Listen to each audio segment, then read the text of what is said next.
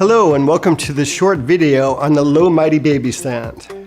The Low Mighty Baby Stand is a solid steel baby brute for handling large loads at low altitudes. The Low Mighty Baby Stand features nut and bolt construction for easy maintenance and repair, double leg braces for increased stability, a solid steel baby 5/8" mounting stud. The stand comes with aluminum brake castings and stainless steel helicoil inserts to protect the castings from solid steel tension bolts. This stand weighs 8.25 pounds and supports 33 pounds.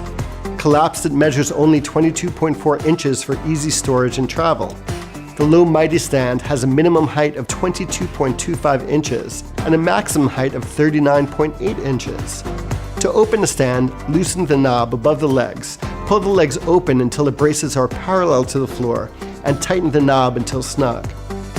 Place the Arri 1K on the stud and tighten the set screw until snug.